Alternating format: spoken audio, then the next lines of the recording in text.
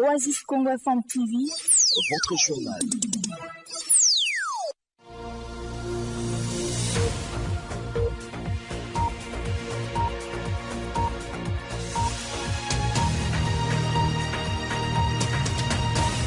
Aimable auditeur de la radio Oasis Congo, voici notre édition du journal. Tout d'abord, les sommaires.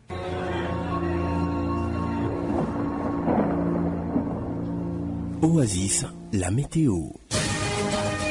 Voici comment se présentent les prévisions météorologiques de ce samedi 20 juillet 2024 en ville de Béni.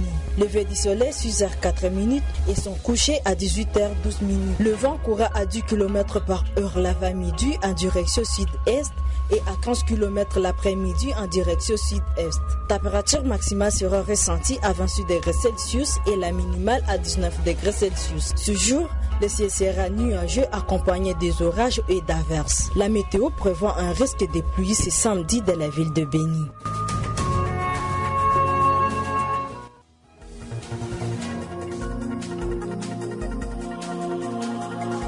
Ce parti pour les rassemblements des jeunes volontaires qui attendent une éventuelle formation militaire pour combattre les ADF et les M23. Ce vendredi, les premiers jours, des dizaines de jeunes se sont rassemblés au stade de Kangaimbi pour construire des casernes qui leur serviront tout au long de leur formation. Nous en parlons tout à l'heure dans cette édition du journal. Arrestation de pêcheurs et l'air pirogue sur le lac Étoile, on en parle encore. 21 pêcheurs congolais, 7 pirogues ont été arrêtés mercredi dernier par les Ougandais. Ils sont accusés de violations des limites lacustres. La société civile demande au gouvernement congolais et ougandais de définir les frais limites pour mettre fin à ces actes. En Ituri, 4 militaires FARDC contrôlés impliqués dans le vol, le pillage et cambriolage sont aux arrêts à Komanda. Selon les sources de la CRTH locale qui a livré la formation, c'est grâce à la collaboration entre la population et les services de sécurité que ces militaires ont été arrêtés. Alors que Trésor Pikamunda nous met en onde, nous sommes en Bioa Matsungani et Justin Palou Kumpanya. Mesdames, Messieurs, bienvenue en détail. Jeune, ton avenir est plein d'espoir. Mais une seconde de plaisir sexuel peut le gâcher à jamais. Sois sage. Premier jour du rassemblement des jeunes volontaires ce vendredi 19 juillet 2024 au stade de Kangaimbi en ville de Béni. Ces jeunes disent attendre de l'armée congolaise une formation militaire accélérée pour faire face à l'avancée des terroristes du M23 RDF et aux terroristes ADF dans la région de Béni. Sur place, en Kangaimbi, des maisonnettes sont construites et le drapeau est déjà ici. Ces jeunes veulent à tout prix défendre leur patrie contre les agresseurs. Clovis Mouchouva est l'un des jeunes retrouvés sur les lieux. Pour ce premier jour, nous avons appelé la population de Béni. Elle a répondu favorablement à notre appel. Nous sommes ici au stade. À partir d'aujourd'hui, nous allons dormir ici en attendant les services de sécurité venir répondre à notre demande. Nous avons demandé une formation militaire accélérée. Après la formation, ils vont devoir nous distribuer les armes et ensemble, nous allons combattre l'ennemi qui nous en est depuis plusieurs années. L'ennemi de Béni s'appelle les EDF et également les M23 qui sont en train de vouloir venir ici. Ils ne sont pas encore là, mais nous allons tout faire pour barrer la route pour qu'ils n'arrivent pas à Béni et qu'ils quittent le territoire congolais. Tout le monde qui est ennemi et leurs collaborateurs, nous allons tout faire pour que nous les mettons à côté. S'il n'est pas tué, alors on doit se rassurer qu'on les a arrêtés. Plusieurs personnes sont déjà identifiées, mais nous attendons la vraie identification parce que nous avons dit que même les chefs de base vont devoir s'inspirer de ce que nous faisons. Nous devons nous rassurer que la personne qui a été identifiée, il est de quelle cellule, il est de quelle avenue. La discipline, nous travaillons déjà sur tout ça parce que nous ne voulons pas avoir des éléments égarés. Donc on ne veut pas que parmi nous, il y a des personnes qui vont créer des dégâts. Que ferez-vous dans le cas où on ne veut pas vous récupérer? Nous les avons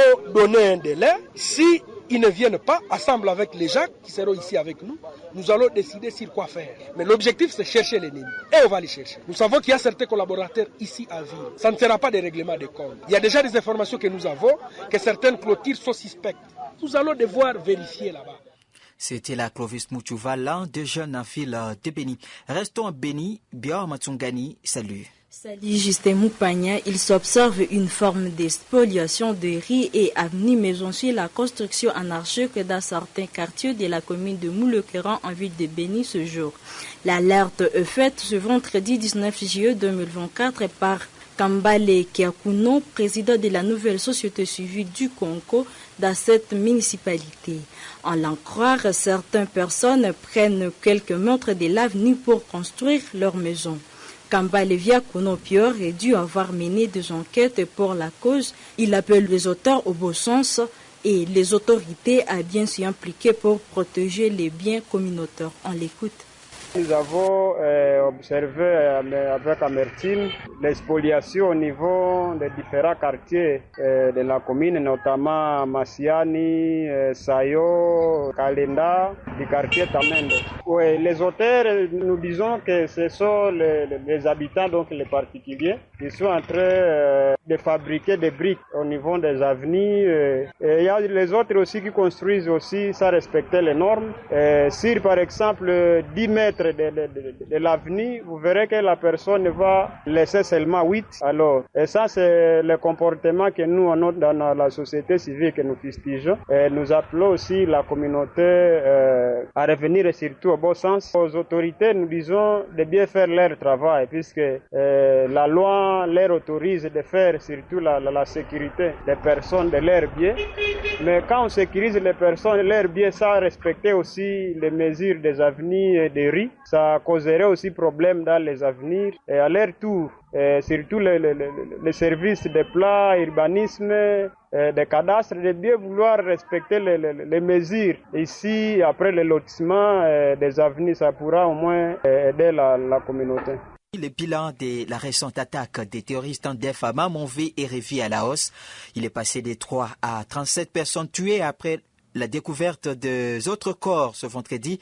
Kinos Katou, membre de la société civile territoire de Béni, indique que d'autres civils ont été tués par les assaillants dans certains villages des environnants à Mamonvé.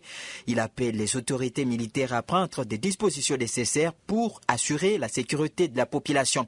On écoute Kinos Katou dans cet extrait sonore choisi par Farah Jakato.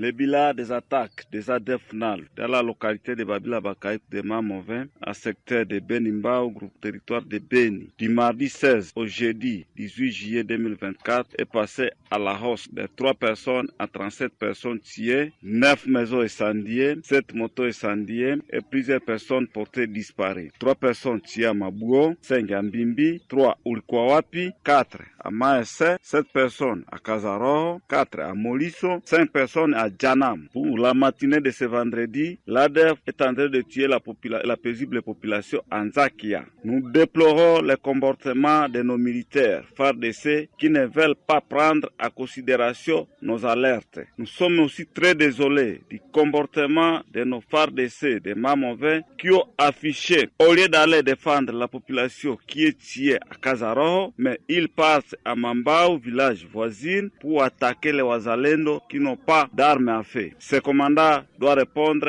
à ces actes. Au total, 33 pêcheurs congolais, 128 moteurs hors bord et 27 pirogues sont détenus par la marine ougandaise. Ces chiffres ont été livrés à la presse ce vendredi 19 juillet par Delphin Malekani, président de la société civile de Kiavinyonki en territoire de Béni, après l'arrestation de 20 pêcheurs et 7 pirogues par des Ougandais sur les eaux du lac Édouard mercredi pour violation de limites. La société civile demande au gouvernement congolais et ougandais de définir les vraies limites laquistes pour mettre fin aux arrestations arbitraires. Delphin Malekani est au micro de Jires Kassongo. C'est une perpétuité où les arrestations se passent sur les eaux du lac Édouard par la force ougandaise. Encore avant-hier, on a arrêté au moins 20 personnes et 7 pirogues de pêcheurs congolais avec et aussi leurs moteurs. Nous décrivons vraiment ce comportement puisque depuis mars jusqu'à cet an, il y a toujours des arrestations. Même si on avait relâché les pêcheurs qui étaient détenus en Ouganda, mais les enquêtes de pêche étaient toujours là entre les mains des Ougandais. Voilà, encore, il y a des augmentations comme société civile. Nous constatons qu'il y a silence bureau du gouvernement congolais pour ne pas assainir les lacs Édouard où il y a certaines personnes qui se chantent être protecteurs du lac. Nous voyons que vraiment il y a des corrompus et il n'y a pas de sanctions qui sont vraiment données à ces gens pour qu'ils puissent laisser vraiment leurs bêtises, leur comportement. À cet an, nous enregistrons au moins 128 moteurs hors bord qui sont en Ouganda. Il y a au moins 27 pirogues et 33 personnes qui sont en Ouganda. Alors nous, comme la population de Kiavinyonge, se demande jusqu'à cas, nous continuerons vraiment avec de tels comportements. La pêche, c'est la seule activité principale qui permet à ce que vraiment qu'on puisse être vraiment dans une survie qui est normale. Oasis. Vous informer, vous éduquer et vous divertir, tel est notre devoir sacré. Oasis. Les réalités de votre quotidien. La société civile de Goma salue la mesure frappante d'interdiction de l'importation de toutes les boissons gazeuses sur les tontis de la République démocratique du Congo pour une durée de 12 mois par le ministre du Commerce extérieur, Ankwar Marion Ngavo, cadre de la société civile à ville de Goma. Cette interdiction d'importation facilitera au gouvernement congolais à contrôler les transactions et réduire les fraudes aux frontières. Conformément à cette mesure, la société civile demande cependant aux autorités congolaises de faciliter les entreprises locales dans leur production selon les règles reconnues. On écoute Marion Ngavo, son président, dans cet extrait sonore. La société civile de la ville de Goma accepte et reçoit avec beaucoup d'applaudissements l'interdiction de l'importation des bières et des boissons gazeuses sur toute l'étendue de la RDC pour 12 mois par le ministre Julien Kahongya, ministre du Commerce extérieur. Cette interdiction d'importation va pousser le gouvernement à contrôler les transactions et réduire la fraude aux frontières, l'OCC, qui doit être aussi bien organisée. Ensuite, ça va permettre de réduire les niveaux d'alcoolisme accru en République démocratique du Congo et surtout dans l'est de la RDC. Ces bières qui viennent des frontières avec le Rwanda, l'Ouganda et une bonne partie du Burundi. Ça va permettre également de mesurer les niveaux de production interne de bière et de eau gazeuse. Et là, la société civile demande aux autorités de faciliter les entreprises locales dans la production selon les règles reconnues. Et de deux, nous demandons que, outre cette mesure, de châtier tous les fraudeurs aux frontières et de respecter les pourcentages de production, car beaucoup de bières en provenance de l'extérieur nuisent à la santé de la population avec les taux élevés d'alcool et qui ne sont même pas souvent contrôlés. 4 militaires FARDC contrôlés, impliqués dans les vols, pillages et cambriolages sont aux arrêts en commande dans les territoires d'Irumu. Selon les sources de la CRDH locale qui a livré la formation ce vendredi 19 juillet, c'est grâce à la collaboration entre la population et les services de sécurité que ces militaires ont été arrêtés. Christophe Mouniandero, coordonnateur de ces structures qui salue la vigilance de la population, demande à la justice de mieux faire son travail afin de décourager le comportement de ces militaires. On l'écoute dans cet extrait sonore choisi par Jessica Songo. C'est grâce à la société de gardiennage en collaboration avec la population civile qu'on a réussi à maîtriser quelques militaires qui opéraient avec leurs armes en feu, qui sont impliqués dans les vols, pillages et cambriolages dans des maisons d'habitation, ainsi que dans des dépôts de commerce au centre de commande. Nous saluons ces jolis coups de filet en collaboration avec la population et les autorités militaires, sollicitons l'implication de l'auditorat militaire afin que ce dernier puisse répondre à leurs actes en civique qui ternissent l'image de notre armée, et ça va servir une autre leçon à ces autres militaires qui veulent encore commettre de tels actes inciviques et surtout ces actes qui brisent le mariage civilo-militaire. Soulignons que cette information est confirmée sans trop de détails par l'administrateur militaire du territoire d'Irumu, le colonel Siron Simba Bunga, que nous avons contacté ce même vendredi. Mesdames, messieurs, nous voici ainsi donc à la fin de cette édition du journal, édition mise impeccablement en ondes par Trésor Bikamunda.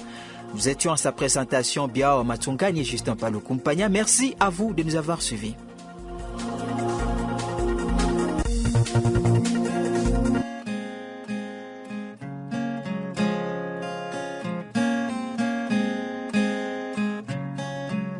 Au royaume de là-bas, les confessions religieuses les plus suivies et les plus écoutées sont celles qui ont des prophètes comme dirigeants. Et lorsqu'il s'agit d'une prophétesse, c'est le plus spécial que ce que l'on pense, car la femme ajoute à sa prophétie la beauté naturelle pour convaincre le public. En 2018, la prophétie de la grande sœur était tombée juste car son propre frère était admis aisément à la chambre haute du royaume. Dès lors, plusieurs citadins étaient convaincus, convertis, puis baptisés par la grande sœur prophétesse, en estimant qu'elle est la seule vraie prophétesse de la région. Elle avait prédit la réussite de son propre frère et ce dernier avait réussi. Très vite, le temple a eu de nouveaux fidèles à la recherche de la prophétie réaliste. Le frère, aussi devenu vénérable, n'était pas ingrat. Il était resté reconnaissant, attaché à la congrégation de la grande sœur prophétesse. Il acheta tout pour la congrégation, instruments de musique, chaises de qualité pour le temple, des ciboires et calices pour le tabernacle, des soutanes et chasubles pour la sacristie, et même des tôles pour élargir le temple qui devenait de plus en plus petit au vu du nombre croissant de fidèles. Bref, le frère vénérable est resté attaché à la congrégation de la grande sœur prophétesse durant toute la législature. À ce niveau, l'homme a été vraiment reconnaissant à la grande satisfaction de tous les fidèles soutenant la prophétie de la célèbre prophétesse. Et oui, tous les jours n'est pas dimanche. Cette année, la grande sœur prophétesse a prophétisé en affirmant que son frère propre sera pour la deuxième fois admis à la chambre haute à l'issue du concours d'admission. Toute la famille du vénérable savait que c'est automatique. Tous les fidèles savaient que c'est Dieu qui a parlé à travers sa servante. Toute la cité n'attendait que la réussite du propre frère de la prophétesse. Le jour J arriva. Le frère de la prophétesse n'était pas repris sur la liste des heureux lauréats. Dès lors, c'est le silence total et les fidèles et la prophétesse et le frère vénérable, personne ne s'est placé un mot. On se demande entre Dieu et la célèbre prophétesse qui a trompé.